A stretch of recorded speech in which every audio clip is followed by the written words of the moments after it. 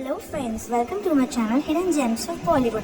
आज की मूवी बहुत ही अनोखी, अलग और चौंकाने वाली मूवी है। तो हम देखते हैं इस मूवी की शुरुआत में कि एक औरत एयरपोर्ट से उतरी है और सारा खाना फेंक रही है, सिर्फ एक खाने को छोड़ के, जो कि डम्पलिंग जैसे, मोमोज जैसे दिख रहे हैं, उनको बहुत मज़े से खा रही है। और ये बनाने में वो बहुत ही माहिर है और इसको सभी आंट मे करके बुलाते हैं, क्योंकि दिखने में जितनी जवान और यंग लगती है उतनी ये है नहीं। ये काफ़ी बूढ़ी रहती है, लेकिन फिर भी ये काफ़ी मज़े से वो डम्पलिंग्स बना रही होती है रोज़ और खा रही होती है। शायद वही डम्पलिंग्स उसको जवान रहने में मदद करते हैं, जो कि मैं आपको आगे बताऊंगी क्या होता है। और डम्पलिंग्स इस मूवी का टाइटल भी है और इसको सजा धजा के खा रही है। फिर अगले सीन में हम देखते हैं कि एक बहुत रिच महिला है जो इससे मिलने आई है, जो अपने लुक्स को लेके काफ़ी परेशान है, जो यंग दिखना चाहती है और उनके पति उनको अटेंशन नहीं देते और अपने पति का अटेंशन लेने के लिए वो अपने आप को जवान बनाना चाहते हैं। तो इसके पास आई है, वो उनको पानी देते हैं और उनके पति को वो देखते हैं अगले सीन में, जो कि वो अपनी वाइफ के साथ दोनों की जम नहीं रही है, बात नहीं हो रही, लड़ाई हो रही है, तो काफ़ी चीज़ों का आर्गूमेंट होता है। उनका पति बोलता है कि उसे बिजनेस ट्रिप पे जाना है, बट वो बिजनेस ट्रिप के बहाने से कहीं बाहर जाके किसी और लड़की के साथ एंजॉय कर रहा होता है।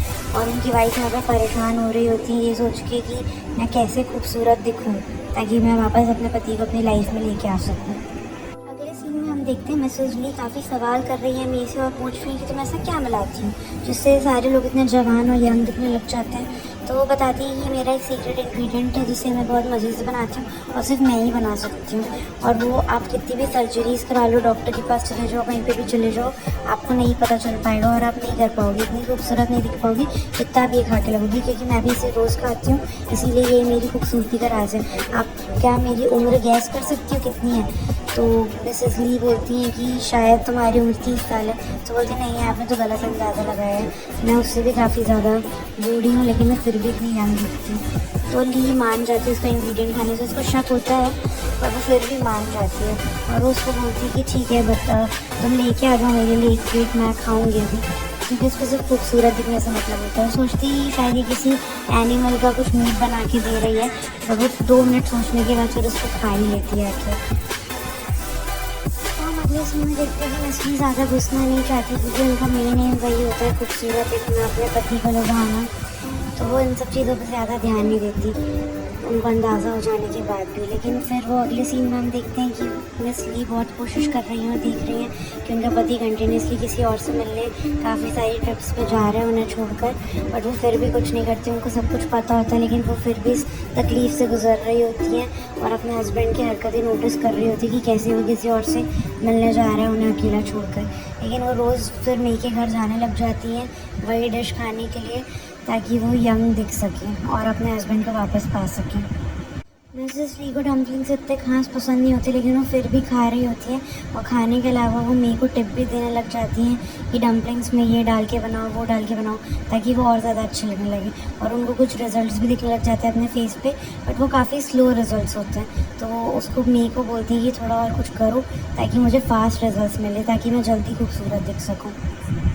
फिर हम अगले सीन में देखते हैं मिसेस ली चली गई हैं और मई के घर पे एक औरत आई है जो अपनी बेटी को लेकर आई है, जिनकी बातों से हमें पता चलता है कि मई किसी ज़माने में एक बहुत अच्छी डॉक्टर हुआ करती थी और वो जो बेटी है वो बहुत छोटी है, वो प्रेग्नेंट है और उसको ये सब उसके पापा की वजह से ही हुआ है। उसके बाप ने उसको प्रेग्नेंट किया, 3 महीने हो चुके हैं। तो जो मई रहती है वो मना करती थी कि नहीं, मैं तो कुछ नहीं कर पाऊँगी। उसकी माँ उसको बोलती कि इसका अबॉर्शन कर दो, बट मई मना कर देती। मई किसी ब्लैक मार्केट के बारे में बताती है जहाँ पर जाके वो ये सब कुछ करवा सकती हैं और किसी को पता भी नहीं चलेगा। लेकिन उसकी माँ उसको बोलती है मई को कि प्लीज़ कर दो, तुम ये तुम्हारा ही सहारा और कुछ ऑप्शन नहीं है हमारे पास। तो मई मान जाती है। मई बोल देती है, मई सोचती है मन ही मन कि चलो मुझे भी एक अच्छा मौका मिला है, शायद मैं मिसेस ली के लिए कुछ बना सकूं। हाँ, आप सही समझ रहे हैं। वो ये सब जो तैयारी कर रही होती है जवान दिखने की, जो बना रही होती है डम्पलिंग्स, वो बच्चे, छोटे बच्चों के मांस से बना रही होती है। फिर उसके बाद जो मिसेस ली रहती हैं वो उससे बुलाती हैं मई को और बताती हैं कि वो कैसे कभी प्रेग्नेंट नहीं हो पाई, उनके कोई बच्चे नहीं हैं और वो जल्दी से जल्दी खूबसूरत दिखना चाहती हैं, क्योंकि उनके हस्बैंड के अलावा उनका कोई वजूद नहीं है इस दुनिया में और वो अपनी फैमिली बढ़ाना चाहती है।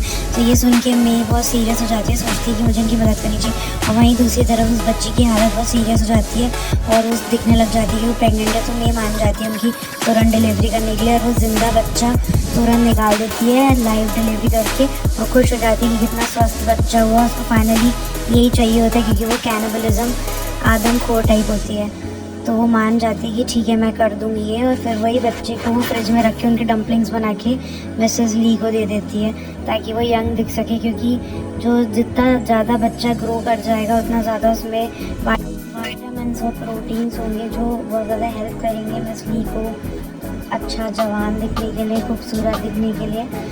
तो ऐसी हरकतें करना चालू कर देती है, और फिर एक दिन मिसेस ये देख लेती है कि वो क्या मिला रही है खाने में, और उनको पता चल जाता है कि वो क्या मिला रही है। वो देख के समझ जाती है, लेकिन वो फिर भी कुछ इनिशिएटिव नहीं लेती। पहले तो वो भाग जाती है दौड़ के, ये सोच के डर के कि ऐसा कुछ मिला रही है वो, लेकिन उसके बाद फिर मिसेस ली रह नहीं पाती है उसके बिना, उनसे नहीं सहन होता है और उनके पास कोई ऑप्शन नहीं रहता, तो वापस मेई के पास चली जाती हैं वो। सारी बातें खत्म होने के बावजूद भी मैं उसमें क्या मिला रही है वो उससे बोलती है कि इसे और अच्छे तरीके से बना के दो। उसका काफ़ी मज़े से वो मैं उनके लिए डम्पलिंग्स बनाती है, और उसको काफ़ी मज़े से खाती है, एक एक बाइट को एंजॉय करके कि इससे वो खूबसूरत दिखने लग जाएंगी और जवान दिखने लग जाएंगी। लोग क्या कुछ नहीं करते खूबसूरत दिखने के लिए, बट फिर भी इस हद तक लोग गिर सकते हैं, ये बहुत मुश्किल होता है सोचना। बट फिर आगे जाके हम मूवी में देखते हैं कि वो काफ़ी खूबसूरत भी दिखने लगी, और उनके ऊपर काफ़ी असर हुआ है उन डम्पलिंग्स का, और वो अच्छी दिखने लगी, और उनके पति की उनके ऊपर से नज़र नहीं हट रही है। उनके पति को थोड़ा बहुत शक तो होता है, लेकिन वो सोचते हैं कि क्या ही करना है जब मेरी वाइफ इतनी जवान दिखने लगी है तो। लेकिन वो फिर भी इधर उधर मुंह मारना तो नहीं छोड़ता, जिसकी जैसी फितरत होती है वैसी होती है। चाहे एक औरत कितना कुछ ना कर ले अपने पति के लिए, लेकिन फिर भी अगर उसका पति चीटर रहता है तो वो उसको चीट ही करता है। तो वो काफ़ी खूबसूरत दिन लगते हैं। काफ़ी लोग उससे पूछते हैं, उनकी बॉडी से अजीब सी फिशी स्मेल आती रहती है जब वो सारे लोगों को डिनर पे बुलाती हैं। तो फिर वो भाग के वॉशरूम में चली जाती हैं, ये सोच के पहले तो अवॉइड करती है कि पता नहीं किस चीज़ की स्मेल है, लेकिन फिर बाद में उनको रियलाइजेशन हो जाता है कि फिशी स्मेल है। तो वो मेरे को फ़ोन करके पूछती क्या ये कोई साइड इफ़ेक्ट है, तो मैं बोलती नहीं ऐसा मेरे साथ तो कोई साइड इफ़ेक्ट नहीं हुआ है, बट हो सकता है तुम्हें, सबकी बॉडी अलग अलग रिएक्ट करती है, तो हो सकता है तुम्हें कुछ हो रहा हो। तो ये सारी बातें उसका पति फ़ोन पर सुन लेता है, और वो समझ जाता है कि ये कुछ तो गड़बड़ कर रही है, और कुछ तो गड़बड़ चल रही है, जवान दिखने के लिए कुछ ना कुछ कर रही है। तो वो पता लगाने के लिए सोचता है कि क्यों ना मैं मेई के घर जाऊँ, पता लगाऊँ। लेकिन वो जैसे ही मेई के घर जाता है उसको सारी चीज़ें पता चल जाती हैं, और वो भी ये डम्पलिंग्स खाना स्टार्ट कर देता है, और मेई के साथ चक्कर चलाना चालू कर देता है, ये सोच के कि मेई कितनी खूबसूरत दिखती है और कितनी यंग है, और उसकी पत्नी से बहुत ज़्यादा ही सुंदर है। तो उसका चक्कर मेई के साथ चलाने लग जाता है कि अब तो बहुत ईजी हो जाएगा, मैं भी जवान दिखने लग जाऊंगा। और इन दोनों के बीच में यही सारी बातें होती हैं, वो सब पूछता है, सब बताता है, और उसके बाद हम धीरे धीरे करके आगे जैसे जैसे मूवी में पढ़ते हैं हमको रियलाइजेशन हो रहा होता है कि ये मूवी एक हॉरर मूवी में कन्वर्ट होती जा रही है।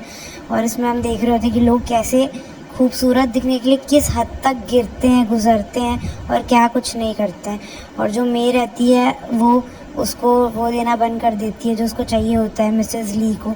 तो मिसेस ली वापस बदसूरत और बूढ़ी होने लग जाती है, और उनको रियलाइजेशन होता है कि अब उनका कुछ नहीं हो सकता। जिस मेई के और उनके पति के चक्कर के चलते मैं उनसे बात करना बंद कर जाती है। और अगले सीन में हम देखते हैं कि जो लड़की जिसका ऑपरेशन किया था मेई ने, वो मर गई है, क्योंकि उसने उसका डायरेक्ट बेबी निकाला होता है, जो कि 6 या 7 मंथ्स प्रेग्नेंट होती है, और ऐसे करने में उसको बहुत पेन हुआ रहता है, उसकी वजह से उसकी डेथ हो जाती है।